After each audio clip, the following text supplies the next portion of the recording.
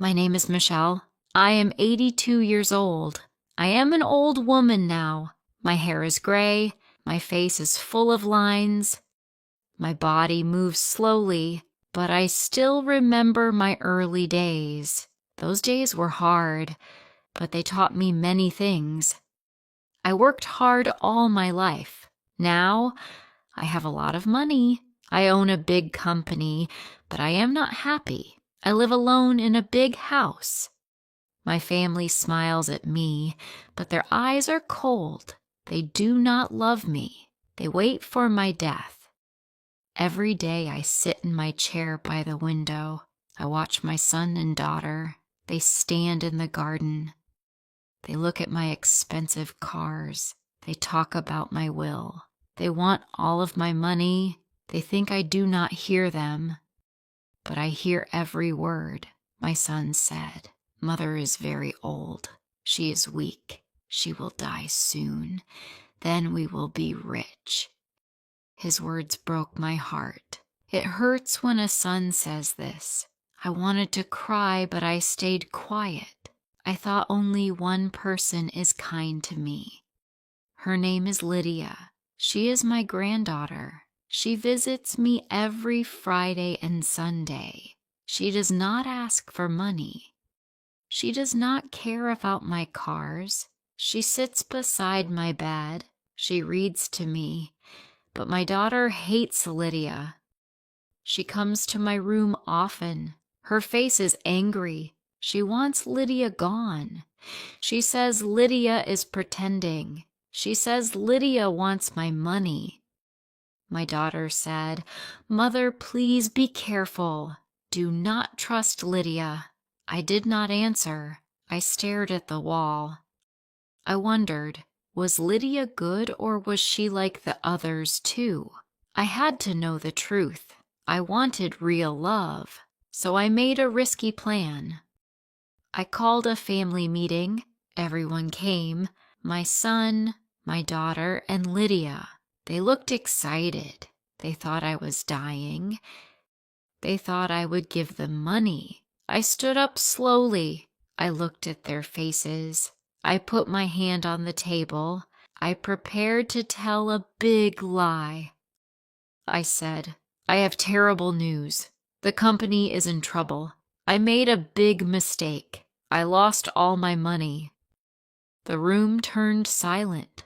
My children stopped smiling. Their faces turned pale. They were shocked. They did not believe me. I said, "I sold this house yesterday. I must leave tomorrow. I am poor now. I only have my clothes and one small bag." My son jumped up fast. His face turned red. He looked very angry. He did not hug me. He did not touch me. He only shouted.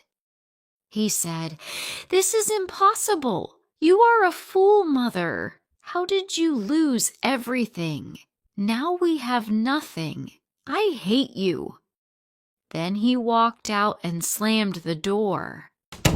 I turned to my daughter. She looked away. She did not want to meet my eyes. She was angry too. I asked, "Can I live with you? I have nowhere to go. I am old and weak. Please help me." She stared at her shoes. She did not want me, but other people were watching. She had to say yes. She said, "Fine, Mother. You can come, but my house is small. You cannot stay long." I packed my small suitcase, just a few clothes. Then I went to her house. It was small, but this was part of my test. I stayed with my daughter for only 2 days. They were terrible days. My daughter did not talk to me. She never cooked for me. She never gave me medicine. She slammed doors all the time. I felt like a burden. I was just another mouth to feed. On the 3rd day, my daughter came to me. She stood in the living room. Her face was tired and angry. She wanted me to leave her house. she said. "You cannot stay here, Mother. This house is too small. We have no room. You eat our food. You cost us money." I could not believe what I just heard. I felt hurt. I looked into her eyes. There was no love, only anger. I said, "Where will I go? I have no home. I am your mother. Do not throw me out of your house." But she did not care. She pointed at the door. My daughter said, "I called a nursing home today. They have a bed for you. It is cheap. You must go now." I stood up slowly. My heart felt heavy. I picked up my old bag. My hands were shaking. I walked toward the door. Then the door opened. Lydia walked in. She had heard everything. She looked at me. Then she looked at her mother. Her face was full of anger. "No, Mother," Lydia said. "You cannot do this. She is our grandmother. She cannot go to a nursing home. It is cruel." My daughter shouted back. She said, "We have no space. She has no money. She is useless. She must go today." Lydia walked to me. She held my arm and looked straight at her mother. Lydia said, "She can have my room. I will sleep on the floor. I will work more hours. I will buy her food. She will stay with me." The room became silent. My daughter stared at Lydia. She was shocked. I stared at Lydia too. Tears filled my eyes. She loved me, truly loved me. Not my money, just me. I smiled. I put my old suitcase on the table. Everyone looked at it. It looked old. It looked dirty. It looked worthless. I said, "Lydia, open this bag. I have something for you. It belongs to you now." Lydia opened the bag. Her eyes grew wide. My daughter gasped. The bag was not full of clothes. It was full of money, stacks of money. There were gold watches, important papers. It was millions of dollars. My daughter ran closer. She reached for the money. My daughter said, "Oh, Mother, you have money. You are rich. It was all a joke. You can stay here. We love you so much." I closed the bag quickly. I pulled it away from her. I looked at my daughter. My eyes turned cold. I was not the weak old woman anymore.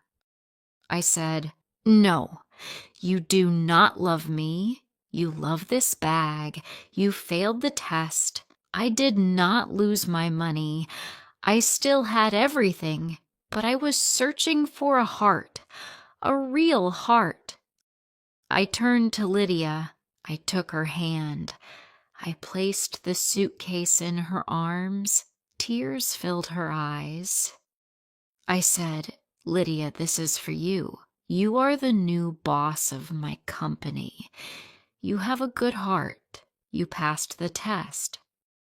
I left that small house with Lydia. We went back to my big house. My daughter stood in the street and cried. She was shocked.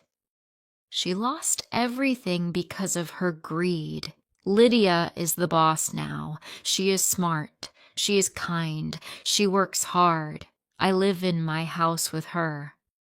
I am very old, but now I am truly happy. In the end, I found real love. I love you, Lydia. True love cannot be bought with money. Kindness and a good heart are more valuable than wealth.